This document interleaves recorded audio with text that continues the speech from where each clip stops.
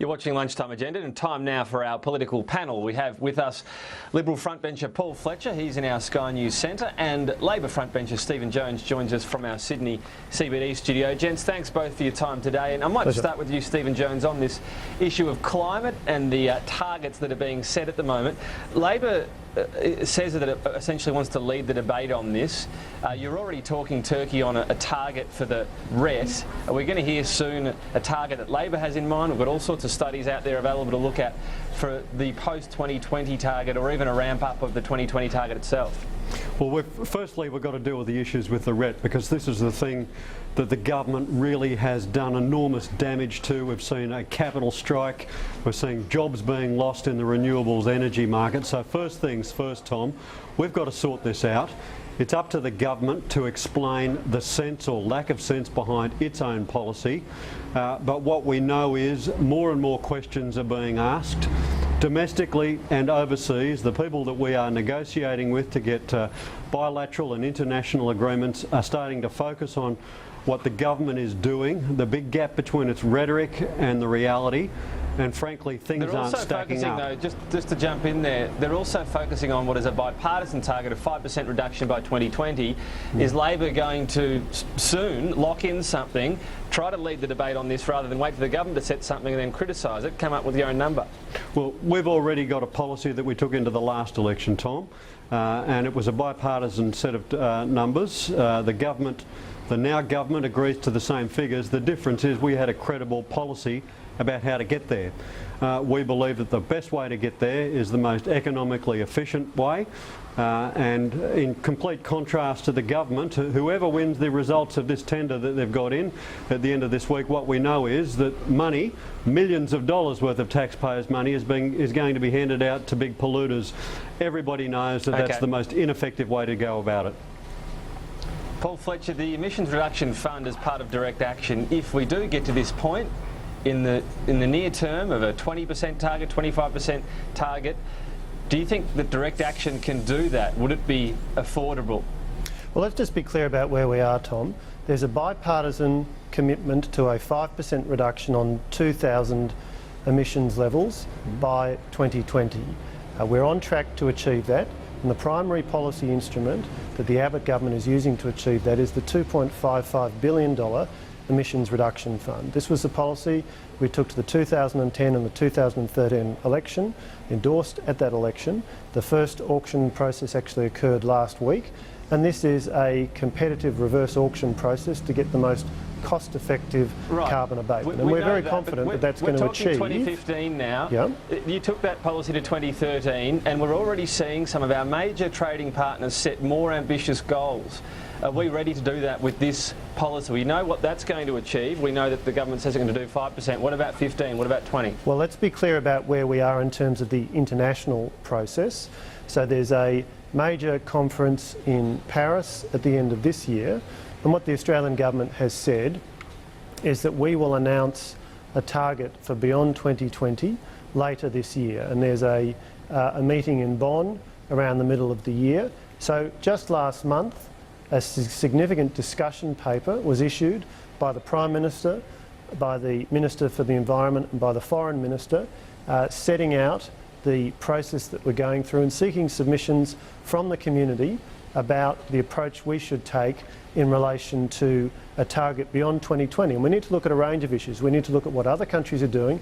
We also need to look at how we're going. Now, we believe we're well on track to achieve the 5% reduction on 2000 levels by 2020. Right, Australia is a country that... what other countries are doing. So they are shifting though, aren't they? We saw this deal between the US and China, the two biggest emitters in the world. This action that the government's long spoken about wanting to see before we moved, it's already happening.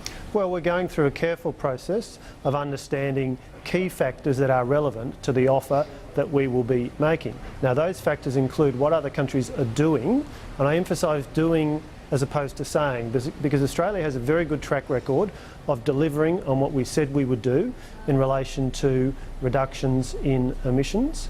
Our performance in Kyoto and in the UN Framework Convention on Climate Change. We need to continue to maintain our track record, but we need to understand what the rest of the world is doing, and we need to understand how things are travelling in our own economy and in our own country. But I do emphasise we've got a policy instrument in the emissions reduction fund that will be effective to get the promised reductions, and we have commenced consultation on what our new target will be. Tom, there's a Stephen reason Jones, that there is a reason.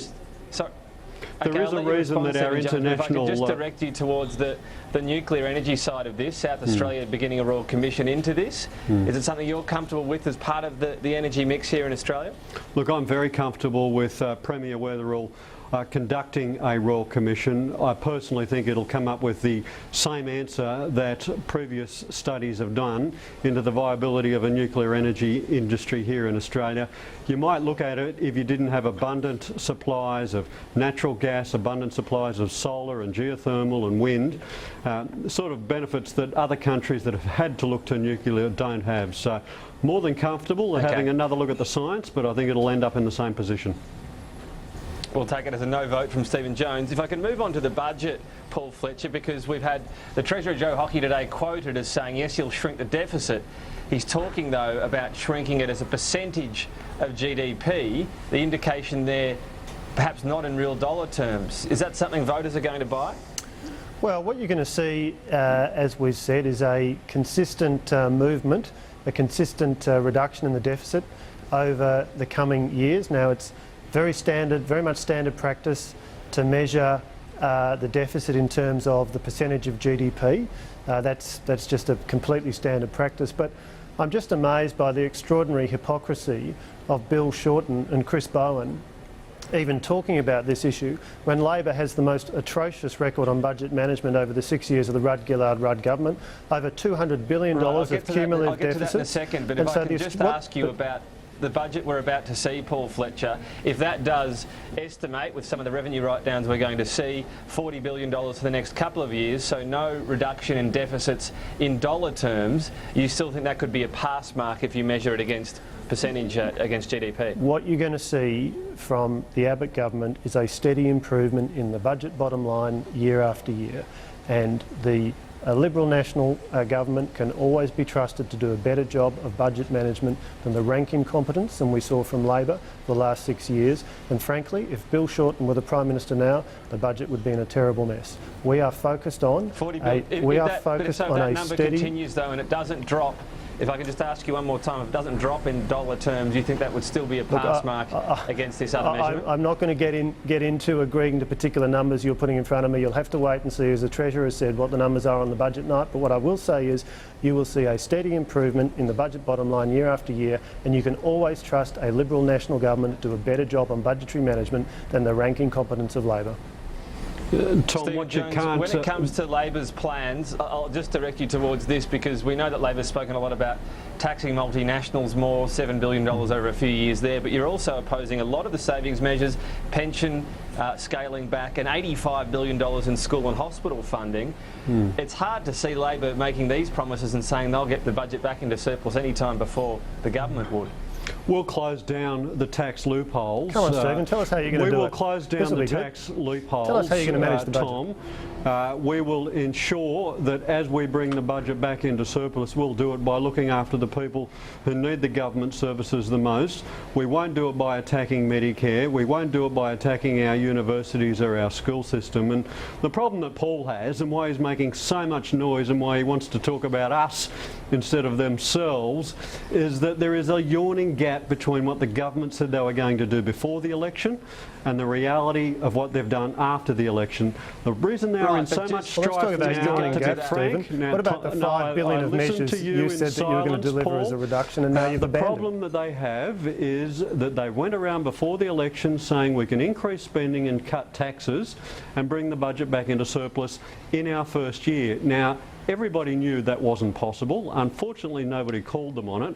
Well, now we're calling them on it and we are saying, do what you promised or get out of the way and let another team have a go. Frankly, nobody believes that Labor is the slightest bit serious about reducing the deficit. If they were serious, they would not have walked away from $5 billion of budget reduction measures, which the Labor Party took to the last election as measures that they said they were going to implement. They've subsequently refused to pass since they've been in opposition. Paul, So if we want to have a serious Stephen Jones, discussion about the budget, we need to get Labor to step up and actually take some action on supporting the measures the Coalition has put up to reduce the budget deficit. Stephen Jones, if I can just ask you, it seems hard to take this line that you want to keep the government accountable to its broken promises, as you say, so no cuts to pension in future years, or schools and hospitals, tens of billions of dollars, and at the same time you're critical of bringing the budget back to surplus. You're not going to be able to both oppose all of those savings and get it done any quicker, surely. Well, what we are not going to do, Tom, and nobody could be blaming us for this,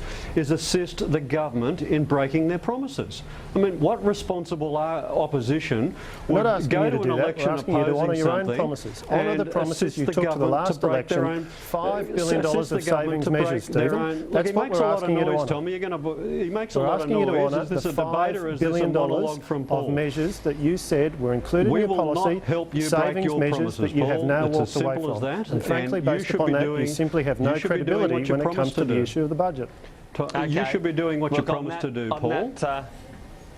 On that note, I think we're probably just about out of time on the program. It's certainly setting the scene for, I think, what we're going to expect in about 3 weeks' time in the budget. Stephen Jones, Paul Fletcher, thanks for your time today on the program. Thanks, Tom. Good to be with you, Tom.